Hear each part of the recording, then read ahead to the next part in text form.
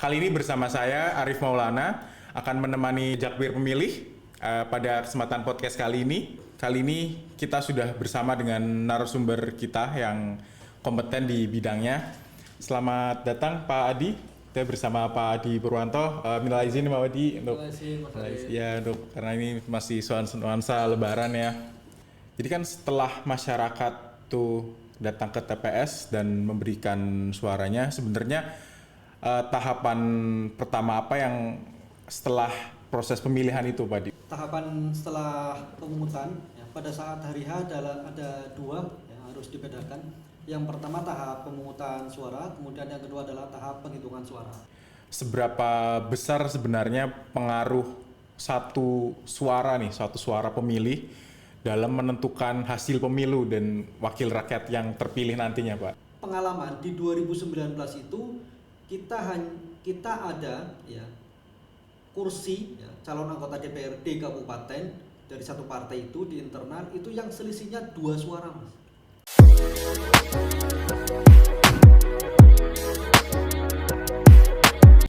Assalamualaikum warahmatullahi wabarakatuh.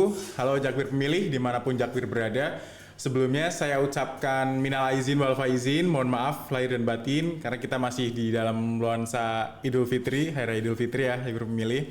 Semoga di Jakbir Pemilih tetap sehat selalu dan tentunya masih tetap semangat untuk belajar tentang demokrasi bersama kita di sini. Selamat datang di podcast Ngapak, ngobrol asik pemilu bareng KPU. Ayo sinau milih sing jitu. Ruang ngobrol santai membahas seputar pemilu dan demokrasi dengan cara yang ringan dan mudah dipahami dan tentunya tetap informatif. Kali ini bersama saya Arif Maulana akan menemani Jakbir Pemilih pada kesempatan podcast kali ini. Jakbir Pemilih, hari ini kita akan membahas topik yang menarik dan tentunya informatif untuk dipahami kita bersama, yaitu dengan topik jejak suara pemilih dari rekapitulasi ke penentuan kursi.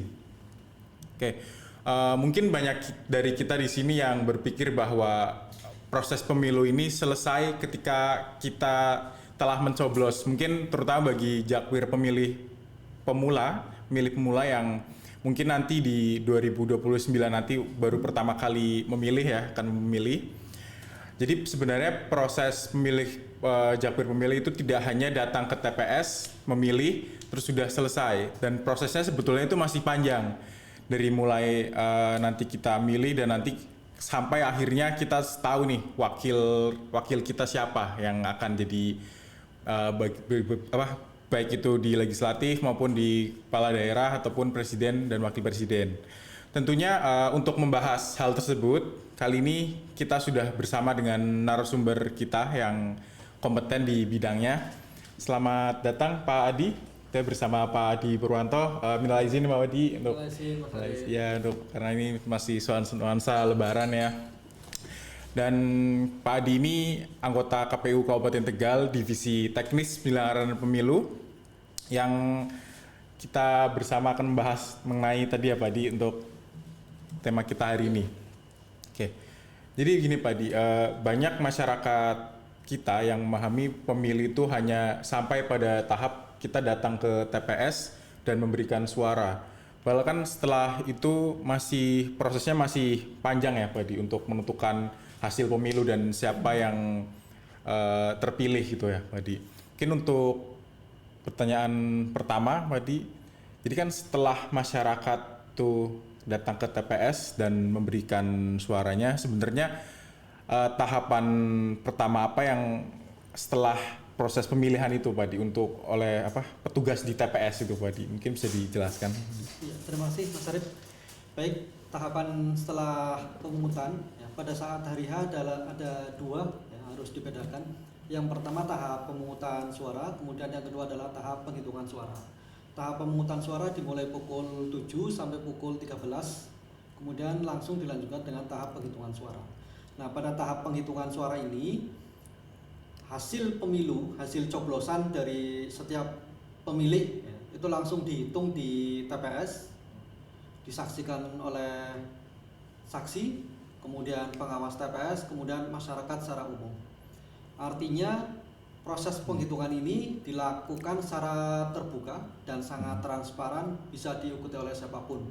Tapi yang masuk ke arena penghitungan adalah saksi, kemudian dengan pengawas TPS. Untuk pemantau, kemudian pewarta ataupun masyarakat yang menyaksikan berada di luar arena TPS. Tapi yang jelas itu adalah tempat terbuka dengan pencahayaan yang cukup terang, kemudian dengan suara yang jelas. Nah, proses dari penghitungan di TPS yang pertama adalah KPPS mulai membuka kotak suara, kemudian menghitung satu persatu surat suara, kemudian membacakannya, memperlihatkan kepada saksi dan pengawas, kemudian membacakannya satu persatu. Kemudian menuliskannya dalam C plano yang besar itu, ya, yang angkanya turus, ya, itu. Nah, kemudian ditandatangani oleh saksi. Kalau itu sudah selesai, kemudian nanti ditandatangani oleh saksi. Artinya proses penghitungan dari mulai TPS itu sudah sangat transparan, dan bahwa demokrasi kita itu dimulai dari meja TPS. Oh iya, berarti bisa dibilang proses mekanisme yang disiapkan oleh KPU ini sudah benar-benar transparan ya Pak, dan bisa dipercaya untuk proses penghitungannya dimulai dari TPS ya? Iya, sangat transparan. Apalagi di pemilu 2024 yang lalu ya, itu sudah sangat transparan.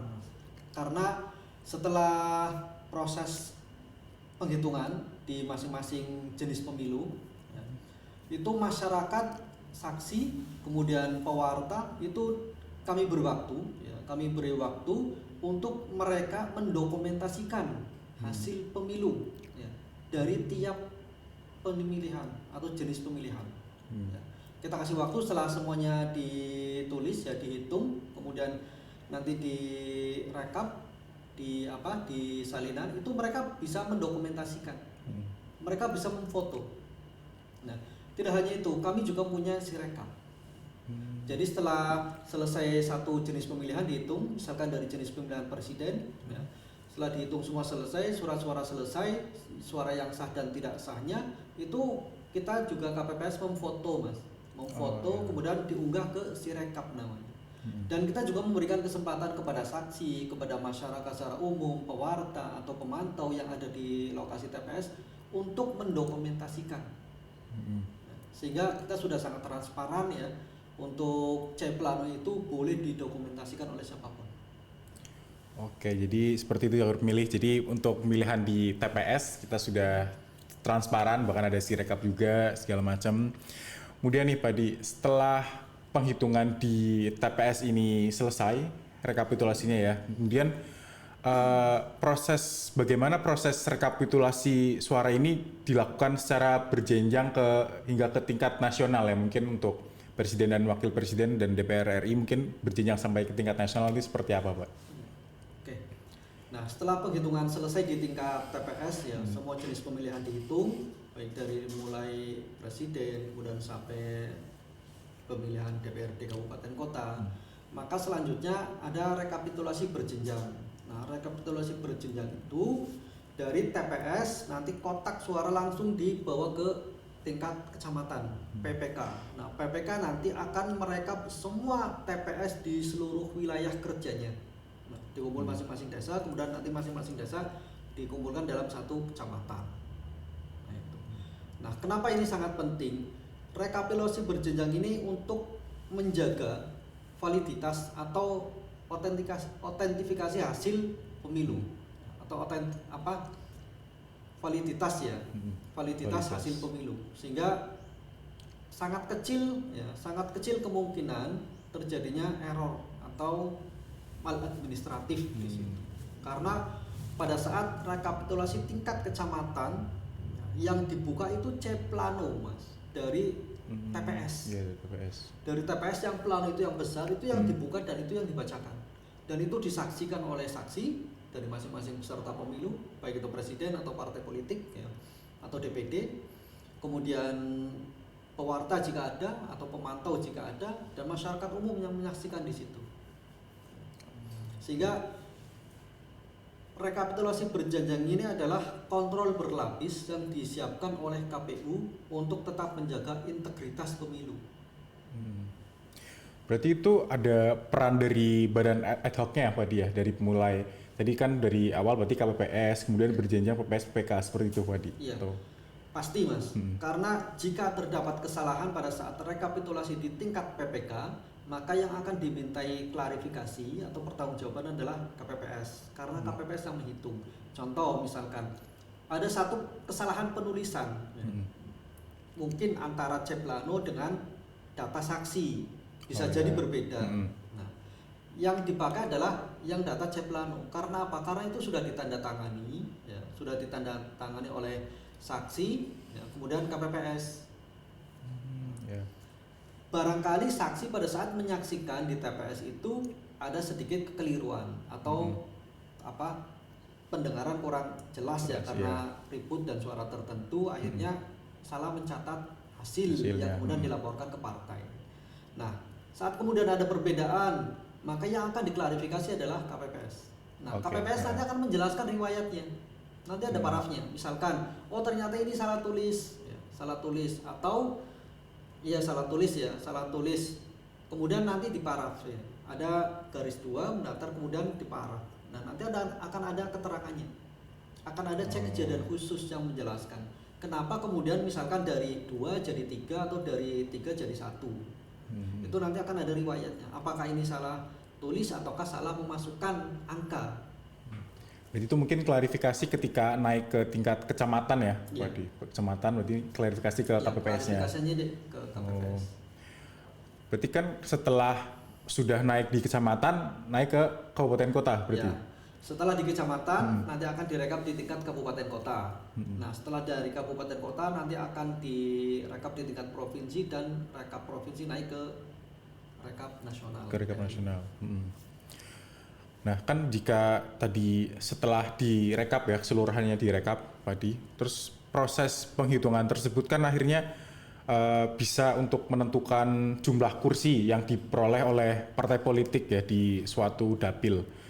Nah, jika ada partai yang mendapat kursi nih di dapil, terus bagaimana cara calon legislatif ini mana nih yang akhirnya terpilih dari misalkan dari partai A dia terpilih di dapil itu, mana yang kita tentukan kalau ini berarti calonnya tuh ini itu berdasarkan apa Pak? Ya, oke.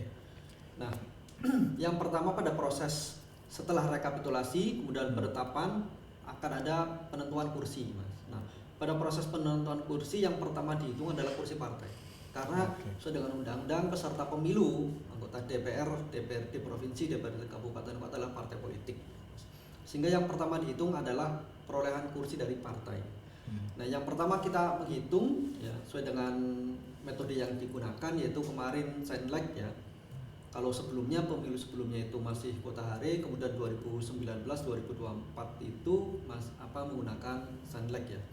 Artinya jumlah suara sah masing-masing partai politik dibagi dengan bilangan 1, 3, 5, 7, 9 dan seterusnya sampai habis. Kemudian setelah jumlah suara partai dibagi dengan bilangan tersebut menghasilkan jumlah kursi masing-masing partai. Nah, baru nanti kita menentukan siapa calon terpilih, siapa calon anggota dewan terpilih dari masing-masing partai. Nah, calon anggota dewan terpilih dari masing-masing partai itu disesuaikan dengan suara terbanyak di masing-masing partai di dapil tersebut. Artinya, kalau pemilu itu menentukan jumlah kursinya, tapi masyarakat yang menentukan siapa calon terpilihnya, karena ini proporsional terbuka. Ya. Berarti kalau misalkan dari partai A ada dapat 2 kursi, berarti nanti 2 tertinggi ya, suara tertinggi ya, di partai tersebut yang mendapatkan kursi ya, Pak.